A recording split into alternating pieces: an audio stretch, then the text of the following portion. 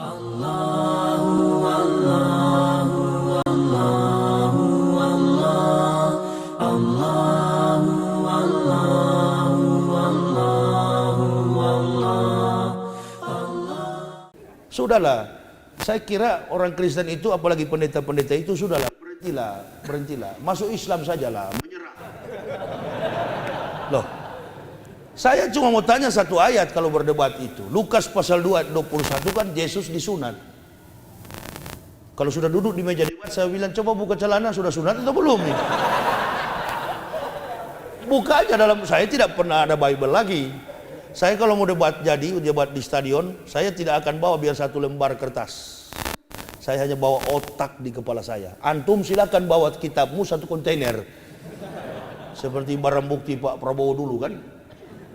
5 kontainer. Bawa itu di meja debat.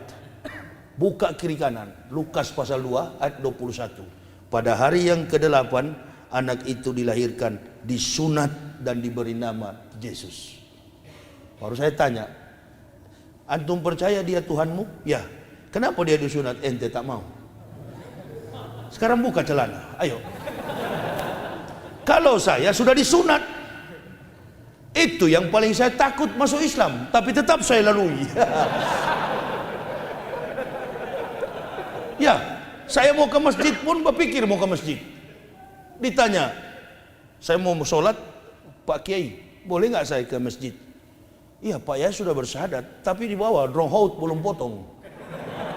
Boleh nggak saya nggak usah potong Pak Kiai? Saya kan bekas pendeta, jadi tidak usah dipotong. Jangan. Nah ini bonus lah Pak, nggak bisa bonus-bonusan, nggak ada. Wah, datang 3 hari kemudian yang sunat saya itu orang Muhammadiyah, namanya Mantri Salim, orang kesehatan puskesmas. Itu kalau ketemu di jalan, dia kasih selamat salam sama saya, selamat pagi pendeta, sama bilang sore. Ternyata dia yang mau sunat. Ini kalau masih dendam, habis biar kau selampu ini. Kau selampu 55. Itu orang lahir tahun 80 tahu itu. Ya, cap kupu-kupu. Begitu diambil bambu. Bambu apa itu Pak? Ya inilah alat sunatnya. Ada karet diikat dengan karet di ujung. Sudah tua bambu itu tapi kuat. Dijepit drone haut saya. Ah, kacau ini. Ditarik ujungnya, potong. 2 minggu tak bisa pakai celana. Begini-gini terus saya. Saya ajak istri saya sholat, karena pingin sekali saya sholat. As-sholatu khairum minan naum. Datang sholat subuh, saya bangunkan istri. Kawan, bangun dulu kita sholat. Kamu kan belum hafal Pak ayat-ayat sholat. Ayo, pokoknya penting kita sholat. Kamu masih sakit, iya kamu jadi imam. Saya bilang istri saya. Masya Allah.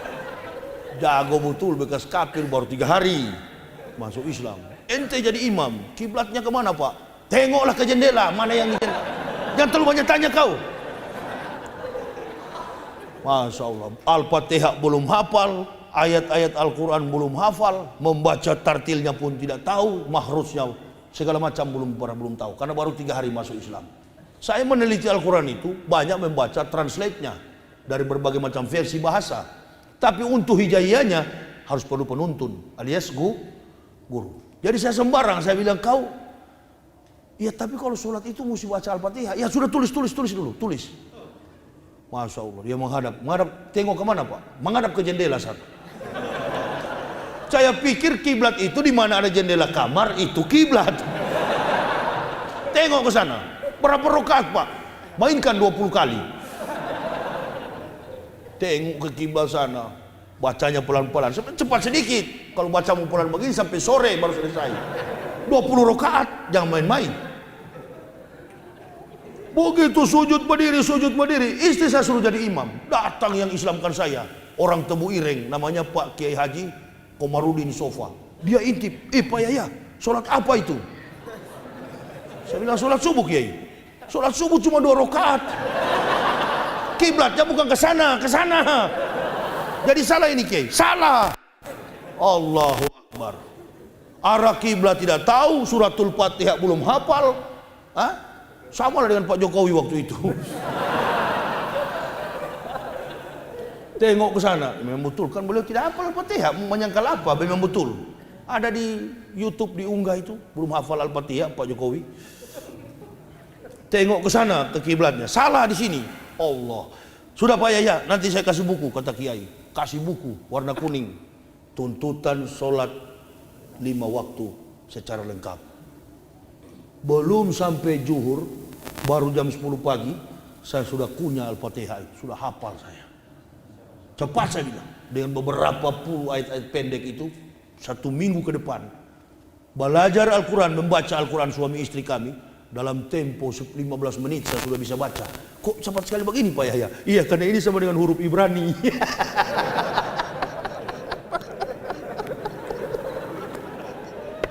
Ini sama dengan huruf Ibrani Kiai, jadi saya tahu. Oh begitu ya, cuma di Ibrani tidak ada harokat. Ya, tidak ada harokat dalam Ibrani itu. Makanya tidak ada musabaqah tilawatil Kristen.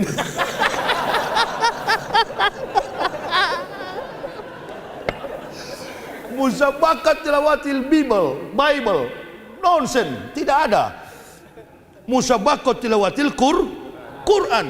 Musabaqah tilawatil Bible, saya pernah usulkan di Irian dulu. Kalau orang Islam musabaqah tilawatil Quran, ayo kita bikin musabaqah tilawatil Bible.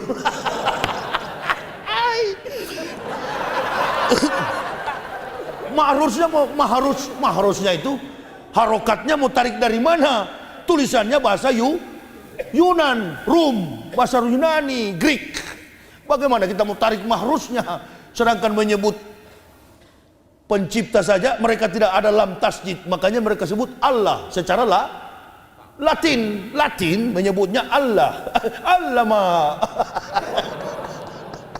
Padahal dalam makhraj Hebrew and Hijaiyah Arabik dia kan menyebut Allah. Kan begitu. Dan karena dia tidak mau paham masalah itu makhrajnya, maka dia sebut Allah. Allah Bapa.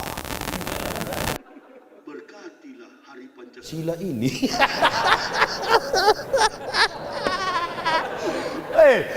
Ada tuh di YouTube itu dikirim sama saya. Sakit perut saya ketawa. Itu yang Muslim ketawa-ketawa dalam hatinya. Baca terus kau pir.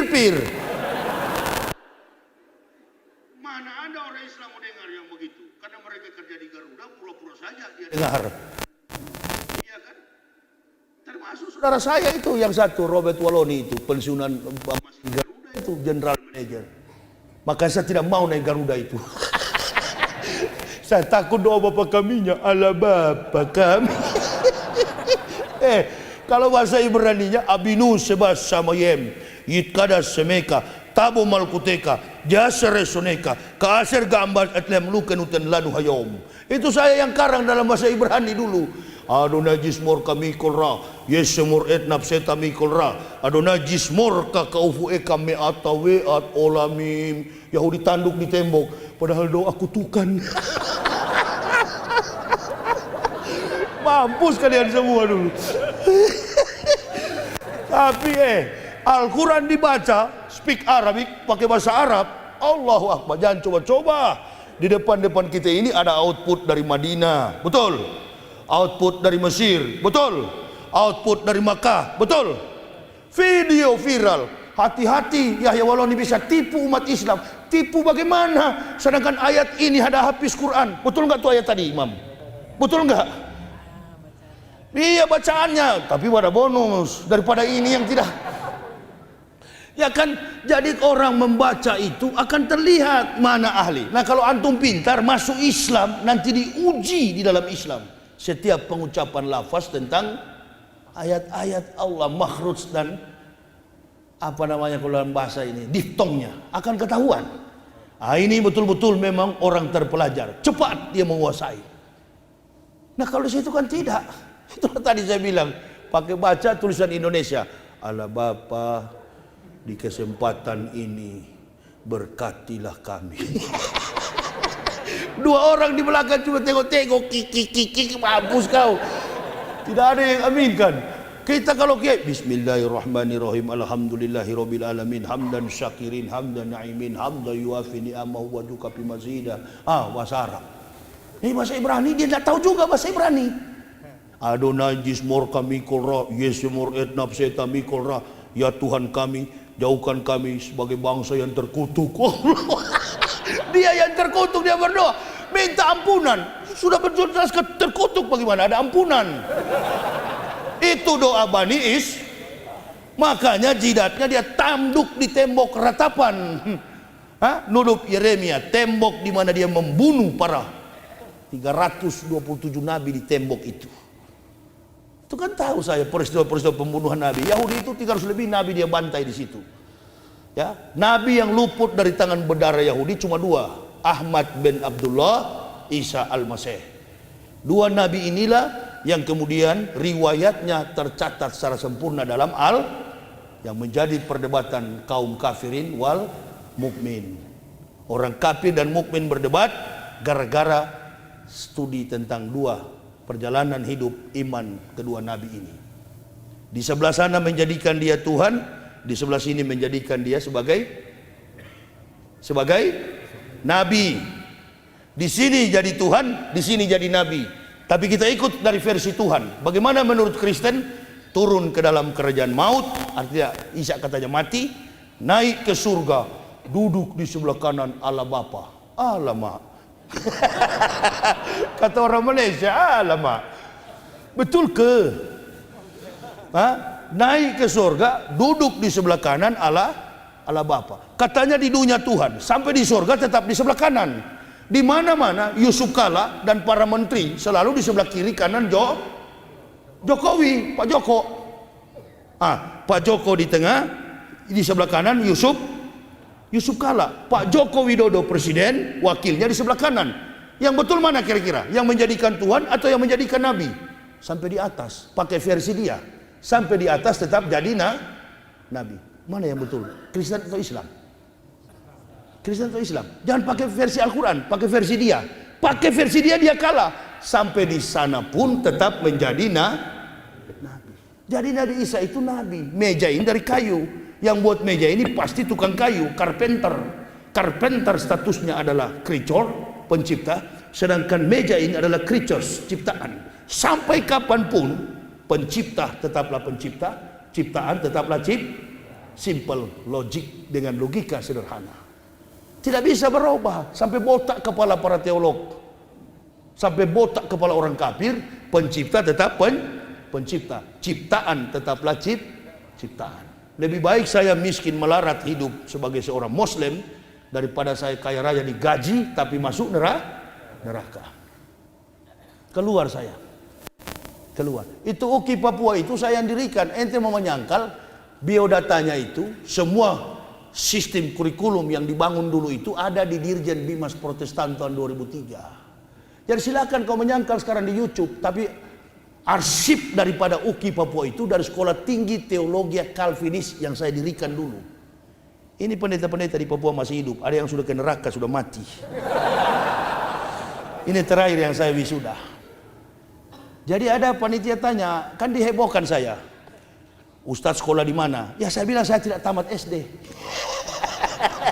Tapi kok saya jadi rektor bagaimana ini? Iya, saya tidak tamat SD. Sama kalau tanya Rocky Gerung, kau ijazahnya apa? Tidak ada ijazah saya. Tapi ada satu mata kuliah di UI yang tidak mampu diajarkan profesor, diajar oleh Rocky. Begitu juga saya. Bilang sajalah kalian jengkel, dulu mau tarik saya kembali, tapi saya tidak mau. Ditawarkan, nanti ditambahkan gajinya Pak Yahya, asal Bapak kembali. Tidak mau, biar sajalah makan singkong, yang penting masuk surga. Masuk surga, bukan masuk Islam. Masuk surga. Daripada makan roti masuk neraka. Inilah tubuh Kristus. Roti dipecah-pecah. Roti. Kristus mati karena dosa-dosa kita. Inilah tubuh Kristus.